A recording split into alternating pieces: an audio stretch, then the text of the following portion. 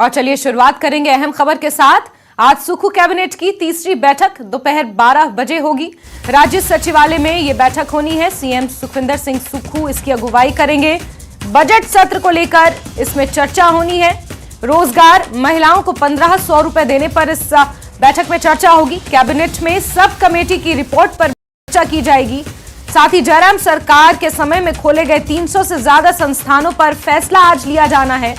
संस्थानों को बंद करने या जारी रखने पर निर्णय लिया जाएगा। कई अहम फैसले आज सुक्खू कैबिनेट करेगी। तो आपको बता दें, दोपहर 12 बजे राज्य सचिवालय में आज सुक्खू सरकार की कैबिनेट बैठक होने वाली है।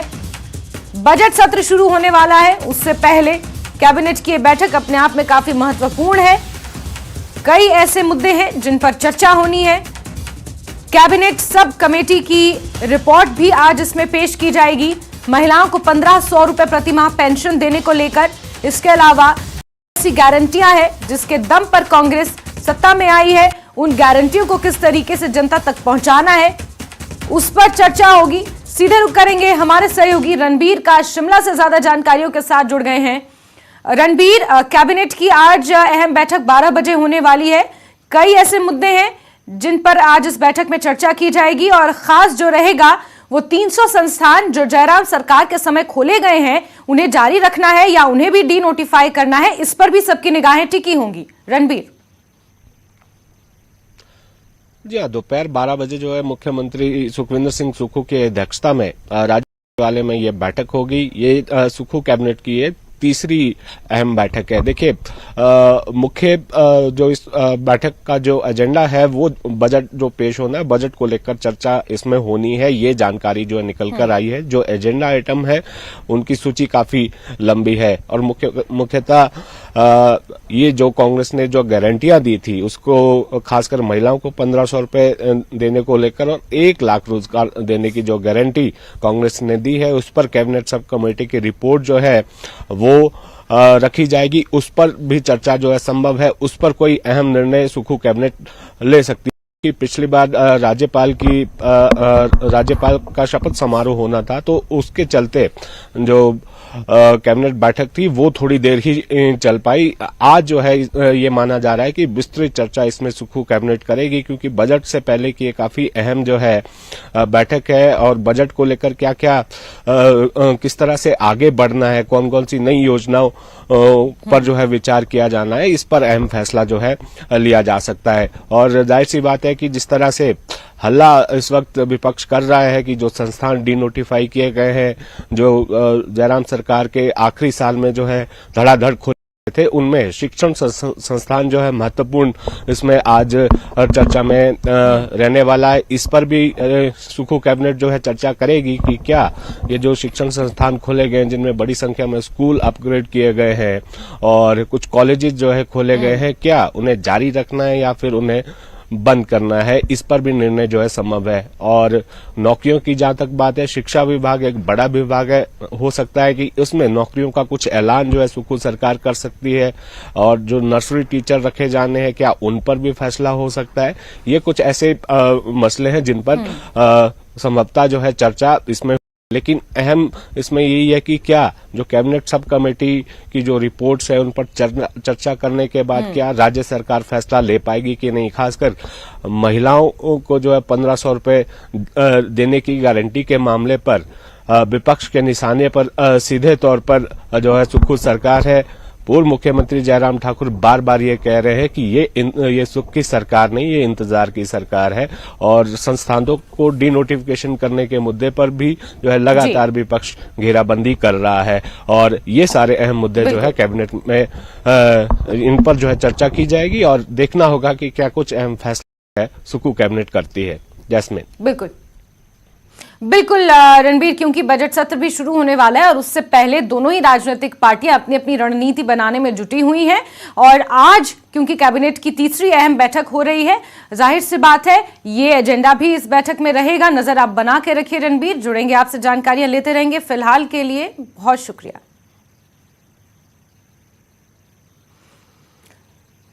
चलिए आगे बढ़ेंगे खबरों में और बात एक और बड़ी खबर की। आतंकी मुठभेड़ में रामपुर के पवन शहीद हो गए हैं। ग्राम पंचायत किन्नू के पिथवी गांव के ये रहने वाले हैं। 28 साल इनकी उम्र है। वीर जवान पवन दंगल शहीद हुए हैं। आज शाम इनका अंतिम संस्कार किया जाना है।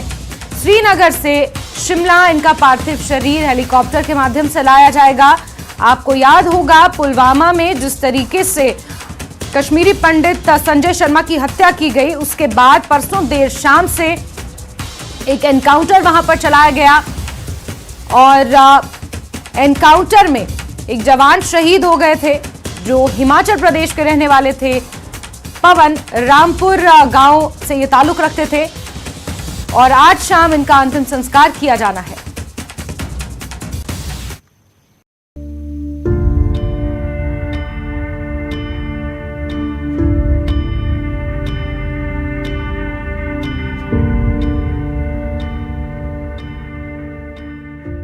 ये तस्वीर है 28 साल के जवान पवन दंगल की।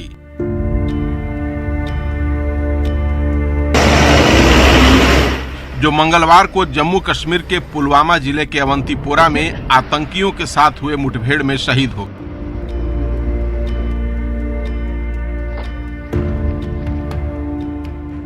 पवन दंगल शिमला के रामपुर इलाके के किन्नू पंचायत के पिथवी गांव के रहने वाले थे। वो सेना की उस टीम में शामिल थे जो पुलवामा के पदगामपोरा इलाके में छिपे उन 2 आतंकियों की तलाश में जुटी थी जिन्होंने रविवार को पुलवामा बाजार में संजय शर्मा नाम के कश्मीरी पंडित की गोली मारकर हत्या कर दी थी।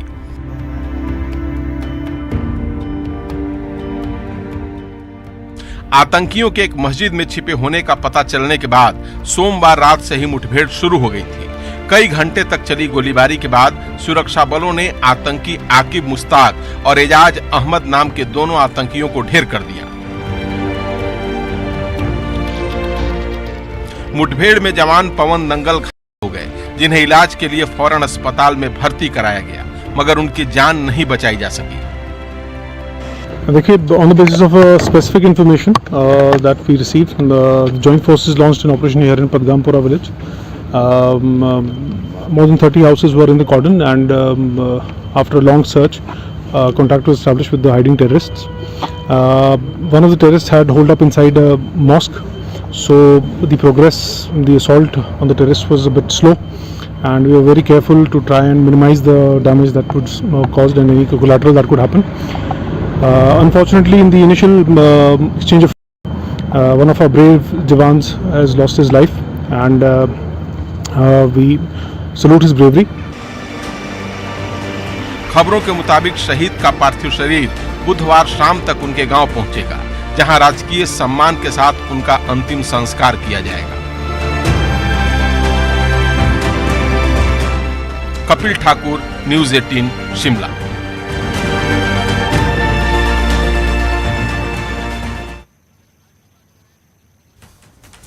और हमारे सहयोगी रणबीर ज्यादा जानकारियों के साथ इसी खबर पर जुड़े हुए हैं। रणबीर, कितने बजे ये माना है कि पार्थिव शरीर रामपुर लाया जाएगा और किस तरीके का माहौल फिलहाल वहां गांव में बना हुआ है? क्या कुछ खबर आपके पास मिल पाई है?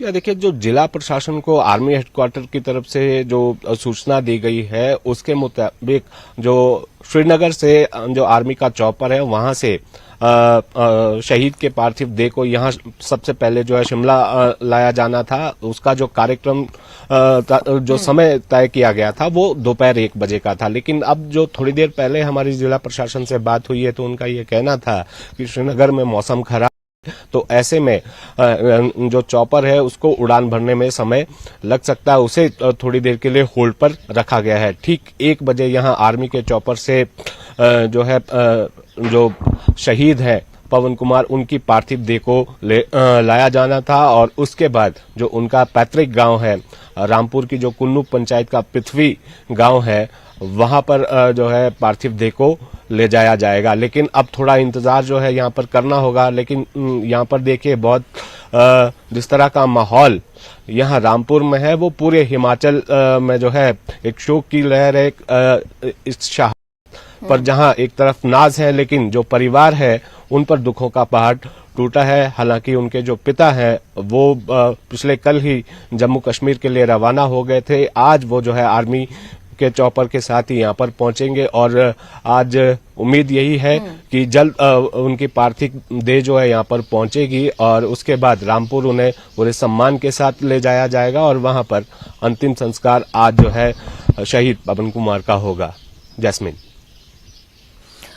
बिल्कुल रणबीर, क्योंकि मौसम खराब है श्रीनगर में, इस वजह से जो आर्मी का चॉपर है वो उड़ान देरी से भरेगा और जाहिर सी बात पार्थिव शरीर फिर रामपुर पहुंचने में भी थोड़ी देरी हो जाएगी। हालांकि शोक का संतप्त है पूरा परिवार और पूरे इलाके में, जाहिर सी बात है कि शोक का माहौल है। नजर आप बना के रखिए रणबीर, जुड़ेंगे आपसे जानकारियां लेंगे। फिलहाल के लिए बहुत शुक्रिया। चलिए आगे बढ़ेंगे और शिमला के ठियोग में एक ट्रैक्टर हादसे का शिकार हो गया है और खाई में जा गिरा है। इस हादसे में ट्रैक्टर पर दो लोग सवार थे और मौके पर ही दोनों की मौत हो गई है। डीएसपी ठियोग सिद्धार्थ शर्मा ने बताया कि दोनों मृतक नेपाली मूल के हैं और इनकी शिनाख्त की जा रही है।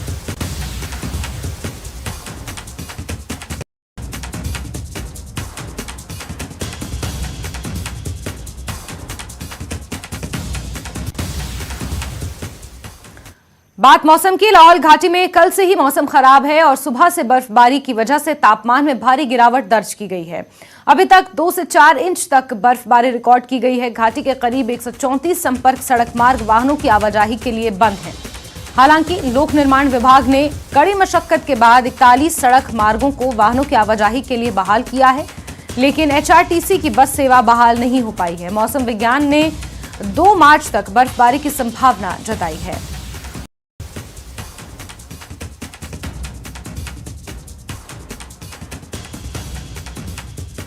तो लाहौल घाटी से ये तस्वीरें सामने आई हैं, जहां एक बार फिर से मौसम ने करवट ली है। रुक रुक कर बर्फबारी का दौर जारी है। 2 इंच से 4 इंच तक बर्फबारी लाहौल घाटी में अभी तक रिकॉर्ड की जा चुकी है।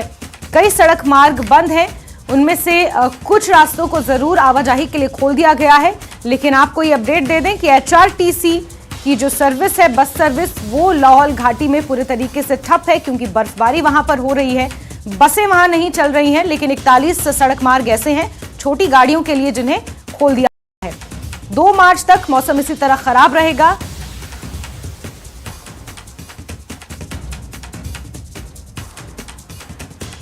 वहीं लाहौल से थोड़ा सा नीचे आए और मनाली की बात करें तो वहां पर भी बर्फबारी का दौर जारी है, जिससे यहां के तापमान में गिरावट देखी जा रही है। इसके अलावा ऊपरी इलाकों में भी रुक रुक कर बर्फबारी का दौर जारी है।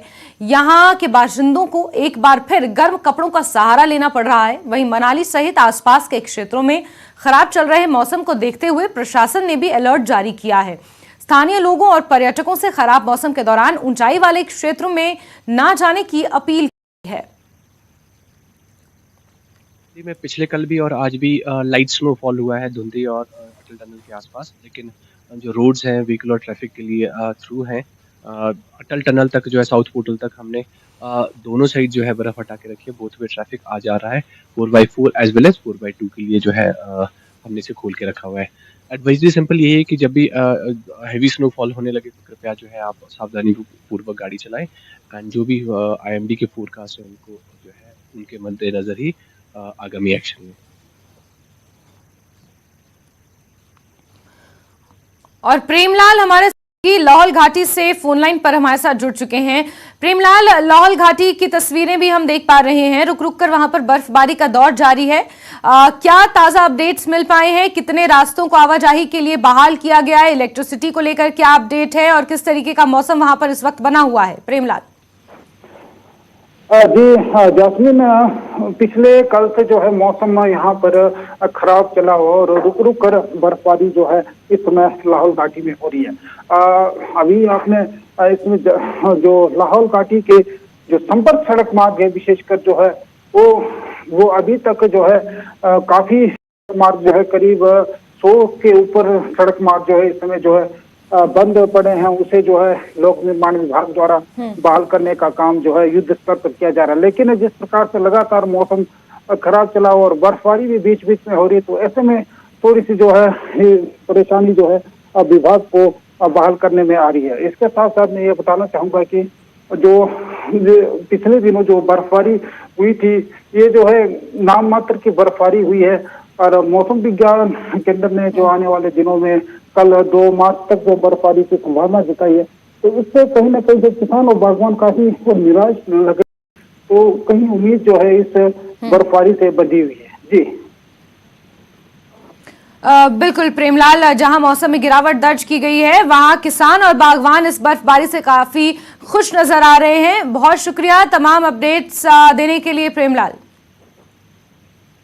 और के बाद खबरों के सिलसिले को आगे बढ़ाते हैं। डिप्टी सीएम मुकेश अग्निहोत्री को बड़ी जिम्मेदारी सौंपी गई है।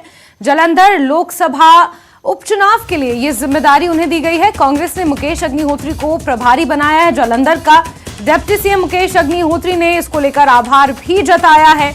जालंधर लोकसभा सीट पर उपचुनाव होने हैं, जिसके लिए डिप्टी सीएम मुकेश अग्निहोत्री को प्रभारी बनाया गया है। उन्हें एक बड़ी जिम्मेदारी सौंपी गई है, उनके कंधों पर यह प्रभार सौंपा गया है और इसी को लेकर मुकेश अग्निहोत्री ने कांग्रेस आलाकमान का आभार भी व्यक्त किया है।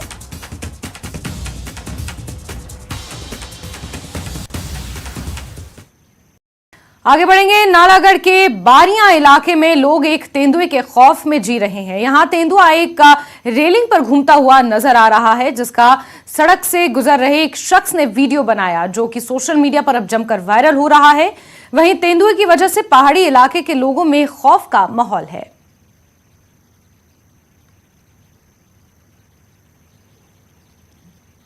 सीएम सुक्खू ने पूर्व सीएम और नेता प्रतिपक्ष के हमले पर पलटवार किया है। शिमला में मीडिया से बातचीत में सीएम ने कहा कि जयराम ठाकुर ने अगर सीएम रहते ठीक से काम किया होता तो आज प्रदेश का ये हाल ना होता, ना ही उन्होंने हस्ताक्षर चलाने की उन्हें जरूरत पड़ती। संभलने में 4 साल लगेंगे। जो भारतीय जनता पार्टी की सरकार ने पिछले 5 साल में इतना बुरा हाल कर दिया कि आज 75 और 11 86,000 करोड़ और 5,000 करोड़ जो इन संस्थानों के लिए हस्ताक्षर अभियान चला रहे हैं, उस हस्ताक्षर अभियान से अच्छा होता कि जो संस्थान ये पहले साल में खोल देते और उसके लिए बजट का प्रावधान कर देते। इससे पहले नेता प्रतिपक्ष जयराम ठाकुर ने कांगड़ा में प्रेस कॉन्फ्रेंस कर सीएम और सरकार पर हमला बोला। उन्होंने सीएम सुक्खू के 8 दिन बाद हिमाचल प्रदेश लौटने पर तंज कसा।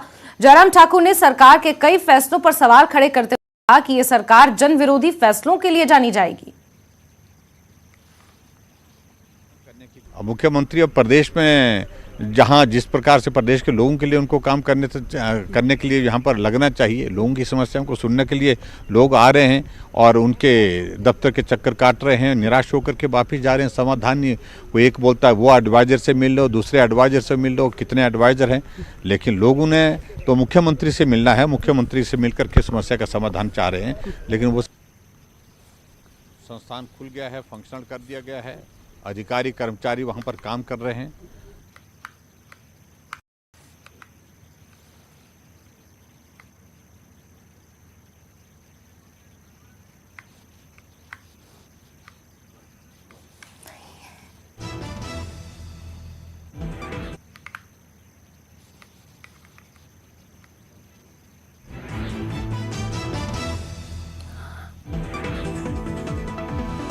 केंद्रीय मंत्री अनुराग ठाकुर बिलासपुर के घुमारवीं पहुंचे। घुमारवीं में उन्होंने लोगों से मिलकर उनकी समस्याएं सुनी। उनसे मिलकर कांग्रेस विधायक राजेश धर्माणी भी पहुंचे थे। केंद्रीय मंत्री ने कहा कि भानुपाली बिलासपुर रेलवे लाइन का निर्माण कार्य तेजी से चल रहा है और जल्द ही बिलासपुर में एम्स भी बनकर तैयार हो जाएगा। उन्होंने कहा कि बिलासपुर के विकास से जुड़े 4 प्रोजेक्ट को लेकर लोग पीएम मोदी को याद रखेंगे। आम आदमी पार्टी भ्रष्टाचार के नए रिकॉर्ड बना रही है। आम आदमी पार्टी के मंत्री एक के बाद दूसरा भ्रष्टाचार के चलते जेल में है। दिल्ली में सत्येंद्र जैन पिछले 9 महीनों से जेल में है, जिसको अरविंद केजरीवाल जी ईमानदारी का सर्टिफिकेट देते थे, पद्मश्री देने की बात करते थे। अब इनके दूसरे शराब मंत्री जेल में है, सीबीआई की गिरफ्त में है और इनको पद्मश्री देने की बात करते थे। यानी कि अरविंद केजरीवाल जी के मापदंड देखिए। इनको लगता है कि जो सबसे बड़ा घोटाला करे उसको सबसे बड़ा सम्मान दिया जाए, लेकिन उन्होंने शहीद भगत सिंह और बाकी सबको अपमानित करने का काम किया जब उनसे जोड़ने का काम किया। कभी शराब घोटाला, कभी स्वास्थ्य घोटाला, कभी जमीन घोटाला। पंजाब में इनकी सरकार बनी तो विजय सिंगला इनके मंत्री को एंटी करप्शन ब्यूरो ने गिरफ्तार किया। इनके ऐसे ऐसे नेता हैं जो एक के बाद दूसरा 11 लोग तो इनके जेल में ही हैं। ऊना में एक युवती का दूसरी युवती को धड़ाधड़ मारने का एक वीडियो सोशल मीडिया पर वायरल हो रहा है। वीडियो में जींस टॉप पहने हुए युवती अपनी सहेलियों के साथ दूसरी लड़की को थप्पड़ मार रही है। बताया जा रहा है कि दोनों युवतियां एक ही कॉलेज की छात्राएं हैं, लेकिन ये वीडियो किसी निजी होटल में बनाया गया है। इस मारपीट के पीछे के कारणों का अभी तक खुलासा नहीं हो पाया है। वहीं तेजी से वायरल हो रहे इस वीडियो की अभी तक पुलिस में कोई शिकायत नहीं पहुंची है। डीएसपी हेडक्वार्टर अंकित शर्मा ने कहा कि अगर इस मामले में पुलिस को शिकायत मिलती है तो कानूनी कार्रवाई को अमल में लाया जाएगा। और ये काफ़ी अभी सुनने में आ रहा था कि एक लड़की जो है वो दूसरी लड़की को थप्पड़ मारी और काफ़ी तेज़ी से ये वीडियो हो रही थी, बट एट प्रेजेंट हमारे पास ये कोई भी इसके रिगार्डिंग कोई एप्लीकेशन नहीं आई है। और जैसी कोई अगर एप्लीकेशन आती है तो हम इस चीज़ को वेरीफाई भी करेंगे और अकॉर्डिंगली इसको एज पर लॉ एक्शन भी लेंगे। शिमला में सीपीआईएम ने केंद्र सरकार की नीतियों के खिलाफ विरोध प्रदर्शन किया। आपको बता दें कि बेरोजगारी, गरीबी, महंगाई के खिलाफ 22 फरवरी से 28 फरवरी तक राज्यव्यापी अभियान चलाया जा रहा था, जिसको लेकर शिमला में भी उपायुक्त कार्यालय के बाहर जोरदार प्रदर्शन किया गया। ये बढ़ती बेरोजगारी, गरीबी, असमानता, रोजी रोटी के हमलों के विरोध में आज जो है पूरे प्रदेश के स्तर पर जो है सीपीआईएम के द्वारा जो है वो प्रदर्शन किए जा रहे हैं। और इसी कड़ी में शिमला के उपायुक्त कार्यालय के बाहर भी ये प्रदर्शन किया जा रहा है। आप देख रहे हैं 2014 से लेकर जब से देश में ये भाजपा के नेतृत्व में ये मोदी की सरकार बनी है, जो नीतियां देश में सरकार के द्वारा लागू की जा रही है, इसके चलते निरंतर जो है बेरोजगारी बढ़ी है, गरीबी बढ़ी है, महंगाई बढ़ी है, जिसके चलते आज जो आम जनता इस देश की है उसको जो है रोजी रोटी का संकट जो है खड़ा हो। और इसी के साथ नमस्ते हिमाचल में अभी के लिए बस इतना ही, लेकिन हिमाचल प्रदेश की तमाम अहम खबरों को जानने के लिए आप जुड़े रहिए न्यूज़ 18 JKLH के साथ। नमस्कार।